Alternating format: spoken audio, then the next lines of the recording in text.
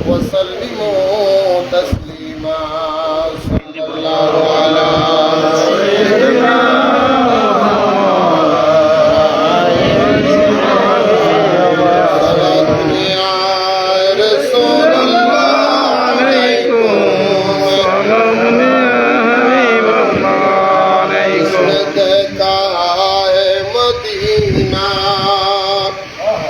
जिंदगी में एक बार जो मने उनकी कदम सर झुक रहा है बार बार सारा दुनिया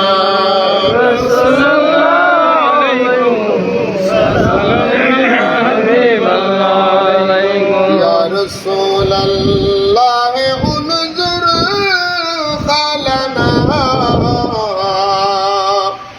या हबीब अल्लाह इस्मा आलना सारा दुनिया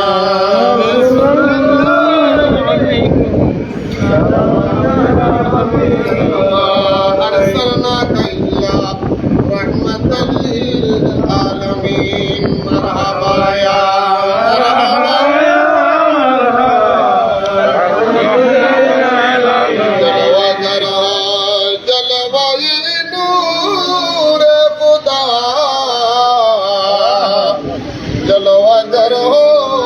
मोहम्मद मुस्तफा मरहबा या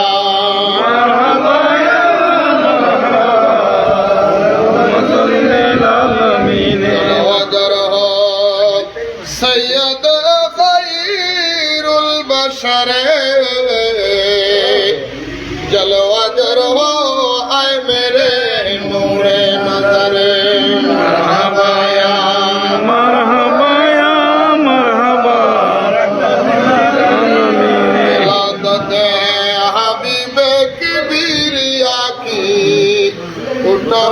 मैंने सलाम मुस्तफा की या नबी सलाम अलैका या रसूल सलाम अलैका या हबीब सलाम अलैका सलवातुल्लाह अलैका हबीबी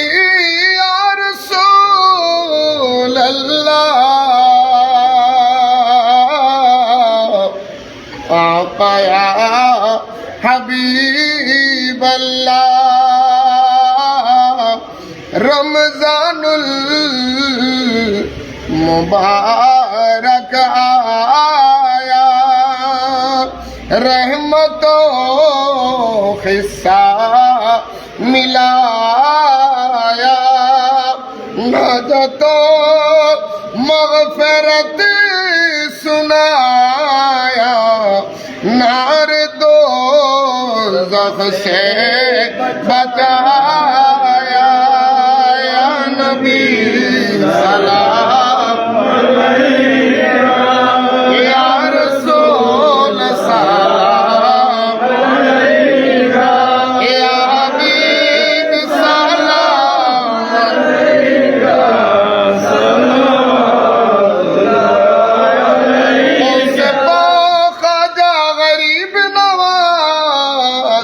बहुत नक्शबंद मुजद्दिद अल-फैसानी चोरबी श्री कुटी आपा तय्यबो ताहिर साबिर शान आए बे मुस्तफा आका से मस्जिद अंडार आला हजरत सदर लबाजिल अल्लामा गाजी शेर बांग्ला जिनके हर हर आदा सुन्नते मुस्तफा ऐसे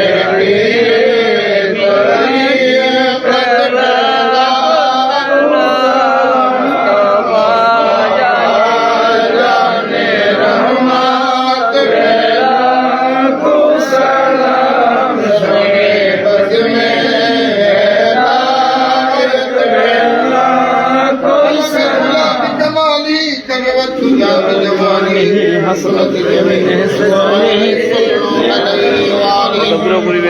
صل وسلم وبارك عليه সবাই বলে আলহামদুলিল্লাহ। আলহামদুলিল্লাহ।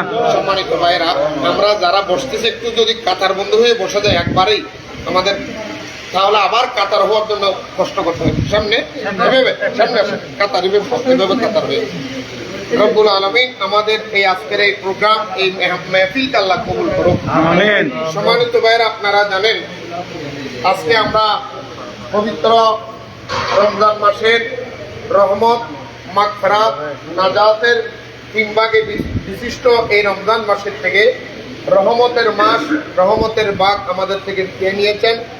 মাগফিরাতের বাগ বিদায় রহমত, নাজাত, মাগফিরাত, নাজাত এবং মাগফিরাতের টাইমও আমাদের থেকে বিদায় নিয়েছেন।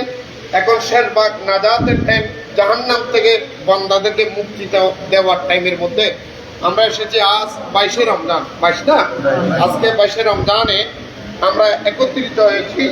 আপনাদের সকলের সুপরিচিত বিশিষ্ট সফল ব্যবসায়ী, বাংলাদেশের কৃতি সন্তান, বাংলাদেশের সরকারের সম্মানিত সিআইপি, বিশিষ্ট সমাজসেবক জনাব আলহাজ হাজী সেলিম সাহেবের ওনার ব্যবসা প্রতিষ্ঠানের মধ্যে বসে রব্বুল আলামিন যে আমাদেরকে পবিত্র খতমে কোরআন এবং খতমে গাউসিয়া এবং মিলাদ এবং কিয়াম শরীফ আদায় করার তৌফিক দিয়েছেন।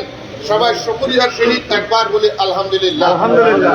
দুইটা মিনিট আপনাদেরকে কষ্ট দেব, কারণ আমরা মাঠের মধ্যে ওয়াজ করে, আপনারা জানেন 2-4 ঘন্টা আমরা ওয়াজ করি, সারা বছরে ওয়াজ করে থাকি। আমি ওয়াজ করব না, আমাদের এই বিষয়টা নলেজ রাখা দরকার। 2 মিনিট আমি কথা বলবো। রমজান মাস আমাদের শিক্ষার মাস। রমজান মাসের মধ্যে মুসলমানের সর্বপ্রথম একটা যুদ্ধ হয়েছিলেন। সেই যুদ্ধের মধ্যে মুসলমান জয়যুক্ত হয়েছেন বলে ইসলাম এই পর্যন্ত এসেছে। ওই দিন যদি ইসলাম বিজয় না হতো, আমরাও হয়তো বা মুসলমান হতে পারতাম না, আমরাও সেই কাফের বিদিনের মধ্যে থেকে যাইতাম। একমাত্র সাহাবায়ে কেরাম নিজের বুকের তাজা রক্ত ঢেলে দিয়ে, নিজের দুনিয়ার সমস্ত মায়া ফেলে নবীর মুহাব্বতে বদরের যুদ্ধের মধ্যে রোজা অবস্থায় তারা যুদ্ধ করে জয়যুক্ত হয়েছেন বলেই আমরা আজকে মুসলমান দাবি করার সুযোগ পেয়েছি। চাই আমরা শ্রদ্ধা ভরে সেই বদর দিবসের মধ্যে 313 জন সাহাবীকে আমরা স্মরণ করে রব্বুল আলামিনের দরবারে বলতে পারি, সেই বদর দিবসের শহীদদের উসিলায় আল্লাহ আমাদের খেদমত, ভালোবাসা, মুসলমানিয়ত, ইফতার সেহরি কবুল করার সমাবরণ। আমিন। আসলে একটা কথা না বললেই নয়, সেই বদরের ময়দানে আপনারা ইতিহাস জানেন, মুসলমানের পক্ষে ছিল মাত্র 313 জন, আর কাফের আবু জাহেলের পক্ষে ছিল 1000-এর চেয়ে মানুষ বেশি। কিন্তু মুসলমানের মধ্যে মাত্র ঘোড়া ছিল 8টা। তার পরিপ্রেক্ষিতে কাফের হাতের মধ্যে ঘোড়া ছিল প্রায় 800টা, আর মুসলমানের কাছে তলোয়ার ছিল মাত্র 60টা, আর কাফের কাছে তলোয়ার ছিল 700টা। অসংখ্য তাদের যুদ্ধ অস্ত্র থাকার পরেও নির্মম ভাবে মুসলমানের হাতে তারা পরাস্ত হয়েছিলেন, তারা ধ্বংস হয়েছিলেন, ইসলাম জয়যুক্ত করেছিলেন। কারণ মুসলমানের কাছে, সাহাবায়ে কেরামের কাছে যেই নীতিগুলি ছিলেন, সেই নীতিগুলি থাকার কারণে তারা জয়যুক্ত হয়েছে। এখনো আমি বুকে হাত দিয়ে বলতে পারি, সেই বদর দিবসের সাহাবায়ে কেরামের যে আদর্শ, যে বিশ্বাস ছিলেন, আমরা যে কোনো বিষয়ে আমরা জয়যুক্ত হতে পারি। আমি একটা সংক্ষেপ বলতে চাই, সাহাবায়ে কেরামের কাছে 4টা জিনিস ছিলেন। এই 4টা জিনিস বদরের যুদ্ধ থেকে আমরা আজকে বদর দিবস মাহফিল থেকে আমরা গ্রহণ করা দরকার, শিক্ষা নেওয়া দরকার, জীবনে বাস্তবায়ন করা দরকার। এই 4টা জিনিস সাহাবায়ে কেরামের কাছে ছিলেন, এগুলি আমাদের দরকার। 1 নম্বর, সাহাবায়ে কেরাম মানুষ অল্প হলো, যুদ্ধ অস্ত্র কম হলো, জয়যুক্ত হওয়ার কারণ তাদের কাছে 4টা জিনিস ছিলেন। কয়টা জিনিস? একটু কথা বল, কয়টা জিনিস? এই 4টা জিনিস হলো, 1 নম্বর, তাদের কাছে দ্বীন ইসলাম এবং রসুলের প্রতি অগাধ ভালোবাসা ছিলেন। নবীর মুহাব্বতে ভরে সামনাসামনি নিজের ভাই, একদিকের মধ্যে নিজের আপন ভাই, আপন বাবা, আপন বন্ধু, আপন রক্তের সম্পর্ককে ক্যান্সেল করে দিয়ে সামনাসামনি বলেছিলেন, নবীর বিরুদ্ধে তুমি এসেছো, তুমি আমার ভাই নয়। রসুলের বিরুদ্ধে যুদ্ধে এসেছো, তুমি আমার বাবা নয়। তুমি রসুলের বিরুদ্ধে তুমি এসেছো, আমার কোনো তোমার সাথে বন্ধুত্বতা নাই। এইরকম নবীর মুহাব্বত অন্তরে ধারণ করতে হবে। সেই মুহাব্বতের ভিতরে কোনো বিনিময় হয় না, নির্ঘাত একটা ভালোবাসা। একদম সাহাবায়ে কেরামের মধ্যে ছিলেন। এইরকম ভালোবাসা আমাদের থাকা দরকার আছে না নাই? একটু কথা বলা আছে না? এক নম্বর তারা জয়যুক্ত হওয়ার কারণ হলো তারা নবীকে রহমতুল্লিল আলমিনকে জানের সাথে বেশি ভালোবেসেছেন, মুখে নয় বাস্তবতায়। দুই নম্বর তাদের কাছে ছিলেন সেটা হলো যেটাকে বলা হয় আত্মত্যাগ। সেটাকে বলা হয় কি? আত্মত্যাগ। আমরা তো ত্যাগ দিতে জানি না, আমরা ত্যাগ নিতে জানি না, মানুষ থেকে উপকার নিতে জানি, আমরা উপকার করতে জানি না। যে ব্যক্তি উপকার করে এই সুযোগ পাইলেই আমরা তাকেই কিন্তু আমার ধ্বংস করে দেওয়ার জন্য উঠে পড়ে লেগে যায়। এটা মানুষের কারবার নয়। কথা বলেন ঠিক না বেঠিক বলেন? সেই জন্য সাহাবায়ে কেরামের ছিল আত্মত্যাগ। টাকা পয়সা, ধন দৌলত, নারী বাড়ি সবকিছু ত্যাগ করে দিয়ে নবীর মুহাব্বত ধারণ করে যুদ্ধে জয়যুক্ত হয়েছিলেন। সুবহানাল্লাহ বলেন। নাম্বার 3, সাহাবায়ে কেরামের কাছে আরেকটা জিনিস ছিলেন, সেটা হলো আত্মবিশ্বাস। সেটা হলো কি? একটু কথা বল কি? আত্মবিশ্বাস। যেটা আমাদের অনেক দরকার। আপনি ব্যবসা করেন, আপনার আত্মবিশ্বাস থাকতে হবে, আমার পারতেই হবে, আমার পারতেই হবে। 10 জনে যদি ব্যবসা সফল হতে পারে, আমি কেন পারবো না? এই আত্মবিশ্বাস আপনার থাকতে হবে। যার কাছে আত্মবিশ্বাস আছে সেই ব্যক্তি কোনোদিন ঠকে না, সেই ব্যক্তি কোনোদিন মিথ্যা হয় না, সেই ব্যক্তি কোনোদিন বিপদে পড়ে না। সাহাবায়ে কেরামের 3 নম্বর আত্মবিশ্বাস। 4 নম্বরের মধ্যে সাহাবায়ে কেরামের ছিল ধৈর্য। কি ছিলেন? একটু কথা বলে কি ছিলেন? একটু বলে না কি ছিলেন? আমাদেরও ধৈর্য ধরতে হবে। আপনি পারেন নাই, আপনি ব্যাগে বললে চলবে না, ধৈর্য ধারণ করতে হবে। এই বদরের যুদ্ধ থেকে আমরা 4টা জিনিস শিখে নেব। একটা হলো নবীর মুহাব্বত, 2 নম্বর হলো আত্মত্যাগ, 3 নম্বর হলো সবর, 4 নম্বরের মধ্যে আমাদের এই যেটা আত্মবিশ্বাস। এই 4টা জিনিস যদি আপনার থাকে, যে কোনো বিষয়ে আপনি সফল হতে পারবেন। রব্বুল আলামিন আমাদের খেদমত ভালোবাসা কবুল করে জোরে আমিন। যাই হোক, আমি আর আলোচনা লম্বা করতেছি না। আমাদের সিএবি সাহেব ইফতারের পূর্ব মুহূর্তে আপনাদের সকলের সাথে সালাম দিয়ে দোয়া নিয়ে আমরা ইনশাআল্লাহ মোনাজাতের দিকে যাবো। প্রত্যেকের জন্য দোয়া করবেন। একটা মেসেজ আপনাদের কাছে দিয়ে দেয়, আপনাদের গ্রামে বাংলাদেশের মধ্যে কোন আপনাদের আত্মীয় স্বজন যদি টাকা পয়সার অভাবে লেখাপড়া করতে না পারে, আমার মোবাইল নাম্বারটা দিয়ে বলবেন। আমি গুনাহগারের প্রতিষ্ঠিত এতিমখানার মধ্যে সম্পূর্ণ বিনা পয়সায় খাওয়া দাওয়া, টাকা কাপড় চোপড় ফ্রি ভাবে এখানে ভর্তি করতে পারবেন। আমার নাম্বারটা বাংলাদেশে দিয়ে দিবেন। আর আপনারও আমাদের জন্য দোয়া করবেন, আজীবন যাতে এই এতিমখানাগুলির খেদমত করতে পারি, ছাত্রদের খেদমত করতে পারি, সেই জন্য দোয়া করবেন। আসসালামু আলাইকুম ওয়া রাহমাতুল্লাহি ওয়া বারাকাতুহু। আমাদের সিএবি সাহেবকে ওনার মূল্যবান বক্তব্য দিয়ে মোনাজাতের দিকে যাওয়ার অনুরোধ জানাই। হুজুর নবী তাই না তো পারো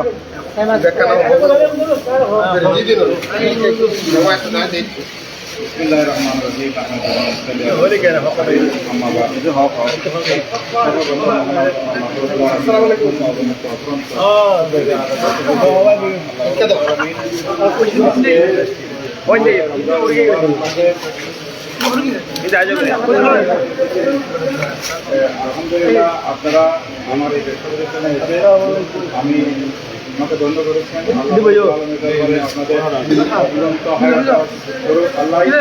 আমিন আমিন আমিন আমিন। সবাই বলেন মারহাবা। যে যেখান থেকে এসেছেন সকলকে আন্তরিক মোবারকবাদ এবং ধন্যবাদ।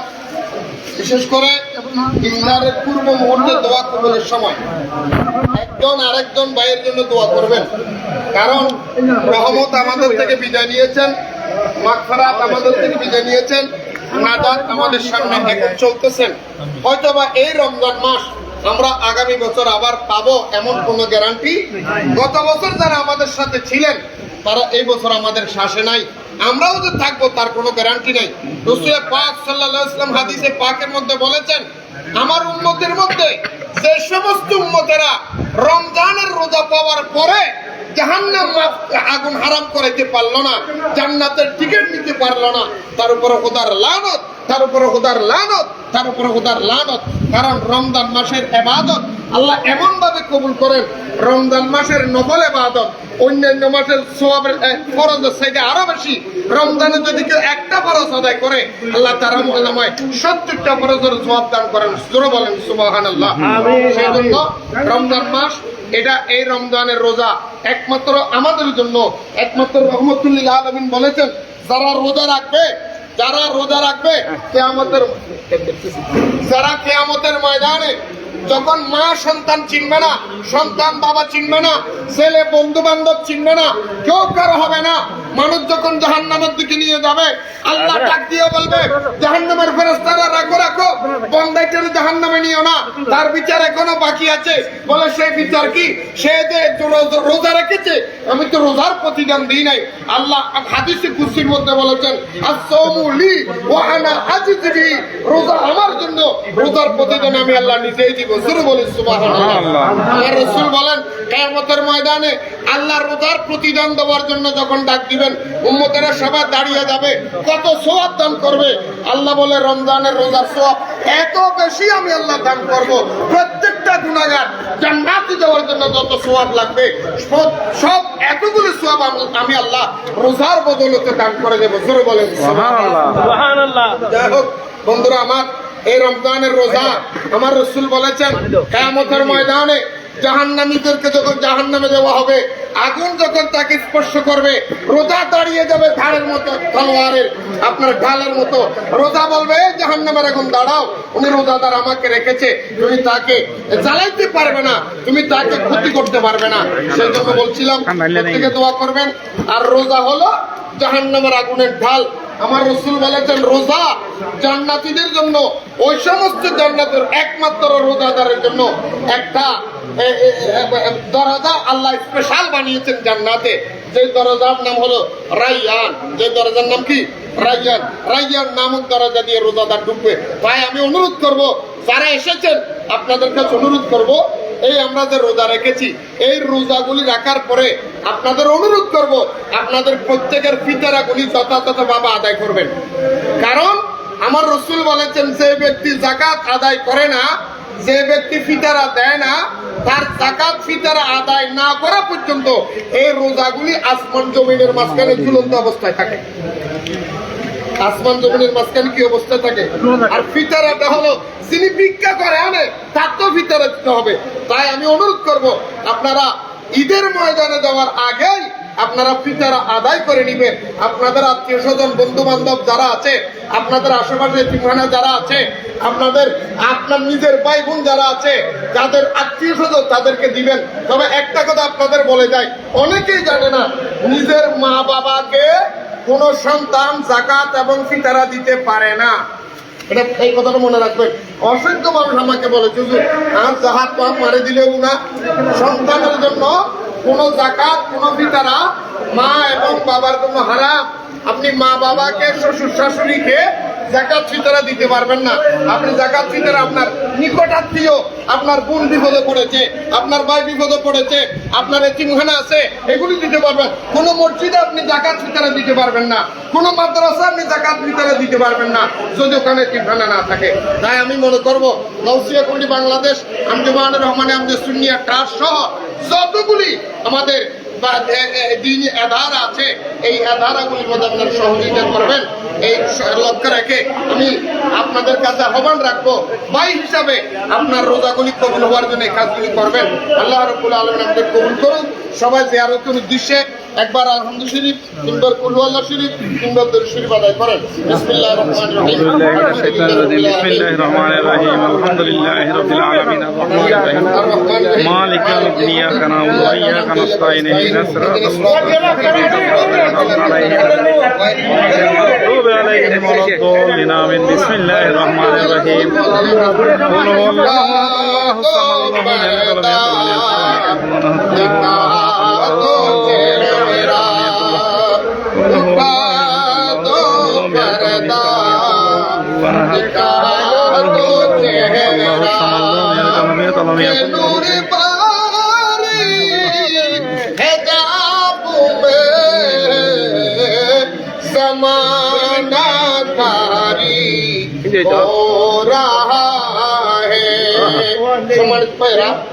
একটা কথা আপনাদেরকে বলবো, ইফতার সামনে নিয়ে দোয়া করলে দোয়া কবুল হয়।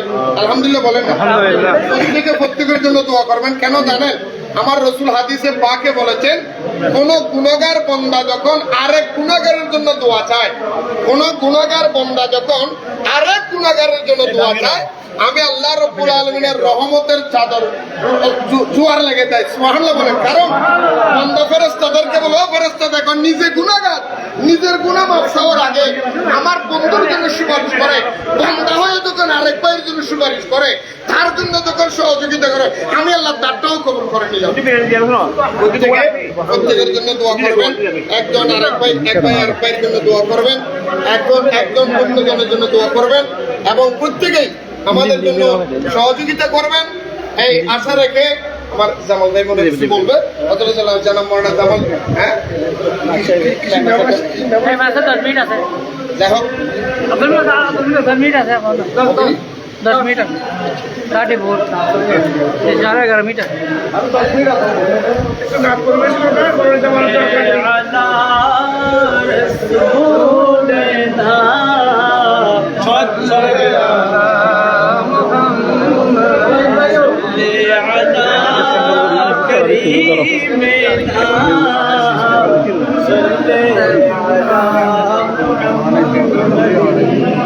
সবাই একটু বড় দর্শক পড়ে